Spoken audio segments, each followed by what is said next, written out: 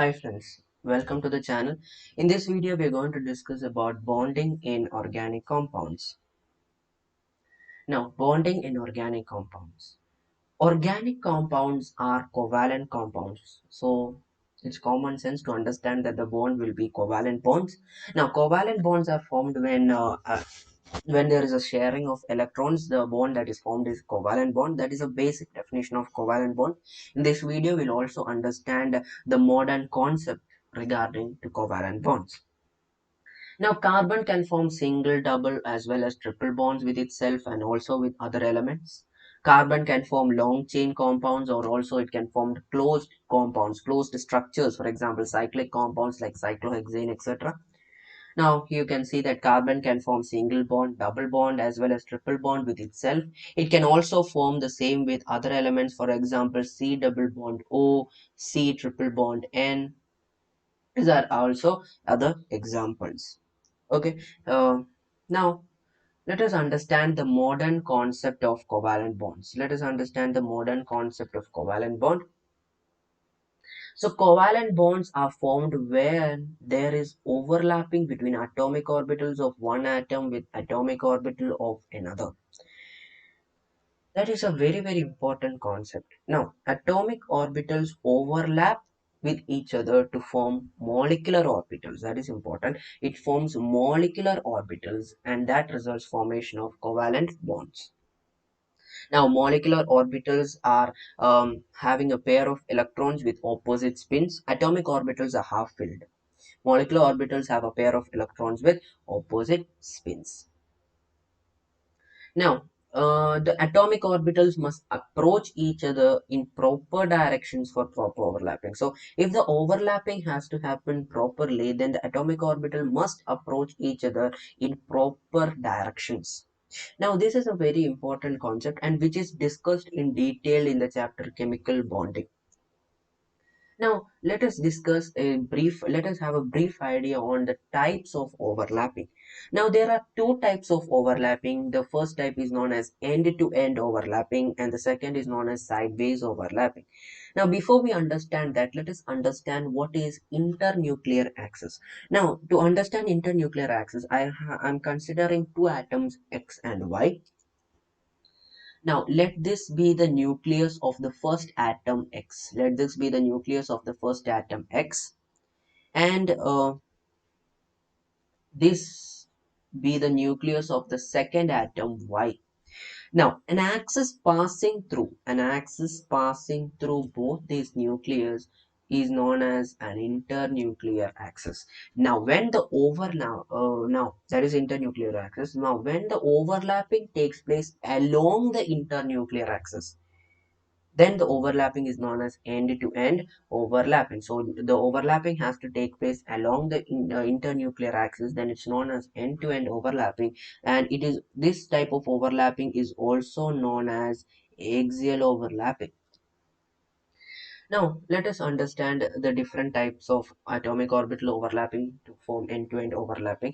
Now, here you can see that SS overlapping. This is the internuclear axis, and overlapping is also taking place along this axis. So, this is an example for end-to-end overlapping. SS overlapping. SP overlapping is also an example for end-to-end overlapping. PP is also an example for end-to-end overlapping. I believe you know that S atomic orbital is spherical in shape and P is dumbbelled shape. Okay. Now, end-to-end overlapping results in the formation of sigma molecular orbital and results in formation of sigma bond. So, end-to-end overlapping forms sigma molecular orbital leading to the formation of sigma bond. Sigma bond. That is important to understand. The type of bond formed by end-to-end overlapping is sigma bond. Now, the second type of overlapping is known as sideways overlapping. Now, in the case of sideways overlapping, it is also known as lateral overlapping. Lateral overlapping.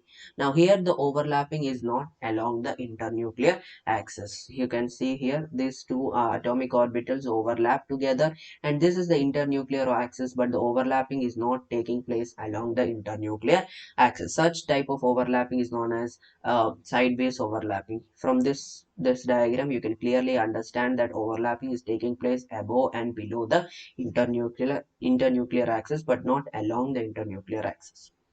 Now, now pp orbitals, p atomic orbital, pp atomic orbitals overlap to resulting in sideways overlapping.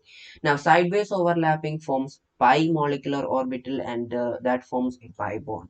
So, molecular orbital formed by end to end is known as sigma molecular orbital, and molecular orbital formed by pp is known like sideways overlapping is known as pi molecular orbital, resulting formation of pi bond. Now this is now the next concept is very important. Now if there is a single bond only, if I take, for example, if I take x which is bonded with y, and the bond between x and y is single bond, then this single bond represents a sigma bond. Single bond represents a sigma bond. So a single bond represents a sigma bond. Now, if there is a double bond between the two atoms, for example, if I take another example, A doubly bonded with B, A is doubly bonded with B, then I can clearly say that the first one will be a sigma bond and the second one will be a pi bond. Now, it can be vice versa also, but one of them will be sigma and the other one will be pi. One of them will be sigma and the other one will be pi. Now, in the case of triple bonds, one of them will be sigma and two others will be pi. So, if I take another example, Y triple bonded with Z, then that means one of them will be sigma. Any one of the three will be sigma bond, and the other two of them will be pi bonds. The two other will be pi bonds. Okay. Now, we have many example questions with this. You can be asked to calculate the total number of sigma bonds and pi bonds in the given compounds. Now, for example, I'll take a simple examples will be taken over here. CH3, CH2, CH3. Now, CH3, CH2, CH3, you have to calculate the total number of sigma bonds and total number of pi bonds. Now, what is the structure of this? C with 3 hydrogens, single bonded with another C with 2 hydrogens, and the third carbon atom with 3 hydrogens. Now all of these bonds are sigma, all of them are single bonds. That means the total number of pi bond is equal to 0. Total number of pi bond is equal to 0 because a single bond represents a sigma bond. That's important. The single bond means it is a sigma bond. So there is no double bond in this compound. So the total number of pi bonds will be equal to 0, and the total number of sigma bonds will be equal to you can count them, that is 3, 4, 5, 6, 7, 8, 9, 10. So the total number of sigma bonds is equal to, the total number of sigma bonds is equal to 10. The total number of sigma bonds is equal to 10. Okay, so this is a very good example, but a very basic question. Now we can take another question also, which has a pi bond. Another very simple example, CH3, CH double bonded with CH2. So this is a good example. So the structure will be C, hydrogen, hydrogen, hydrogen, CH,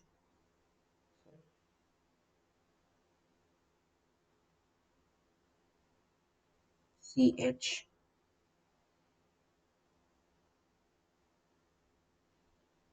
doubly bonded with C, H and H. Now the total number of pi bonds, as you can see, there is only one double bond. That means the total number of pi bond is equal to 1. In double bond, one will be sigma and the second one will be pi. Okay, so the total number of pi bonds is equal to, the total number of pi bonds is equal to 1.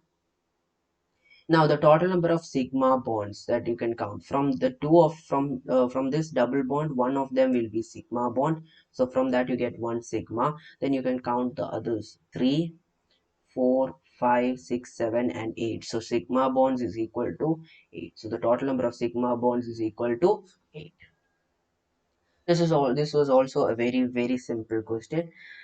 Now, looking at the third question, let's look at the third question. We have CH3 C triple bond CH. Now to calculate the total number of sigma bonds and pi bonds. Now we can easily calculate from this. It's this condensed formula itself. Now here you can see that there is a triple bond. That means and there is only one triple bond. That means there are two pi bonds. Two pi bonds. The total number of pi bonds is equal to 2. A triple bond represents 1 sigma and 2 pi. That is important. Triple bond means 1 sigma and 2 pi. Now let us calculate the total number of sigma bonds. From the three of this, from the triple bond, 1 will be sigma over here. Now just count the total number of hydrogens. There are 4 hydrogens and there is also 1 sigma bond over here. So the total number of sigma bonds is equal to 6. The total number of sigma bond is equal to 6. Carbon hydrogen bond will always be sigma, so you don't need to draw that. You can just simply count the total number of hydrogen atoms. Okay, so this is also a very simple example. Now just let us move into a very more complicated example. C single bonded with uh, CH3 CH3 double bond C single bonded with CH2 CH3 single bonded with CH2 single bonded with CH sorry,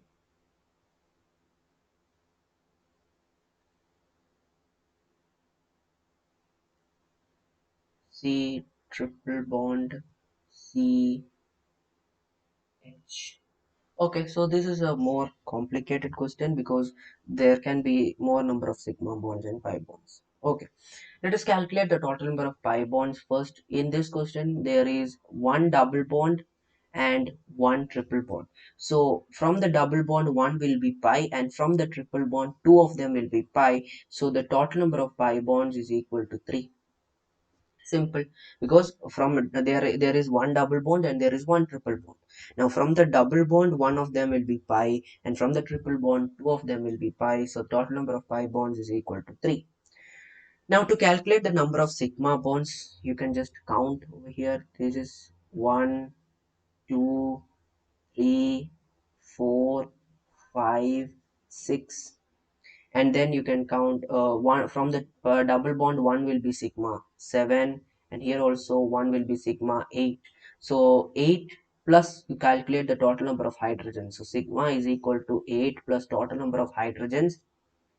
So what is the total number of hydrogens? 6, 6, 9, 11, 13, and 14. So 14 plus 8, 14 plus 8, that is 22 sigma bonds are there. 22 sigma bonds. So sigma bond is equal to 22. From the triple bond, one will be sigma, and from the double bond also one will be sigma. So you can easily count, and then you calculate the total number of hydrogens. It's done. Like, I believe the total number of hydrogens is 14. 3, 3, 6, 9, 11, 13, 14. Yes. So the total number of sigma bonds is equal to 22. So that's all for this video. Like the video, please like, share and subscribe to the channel. Thank you.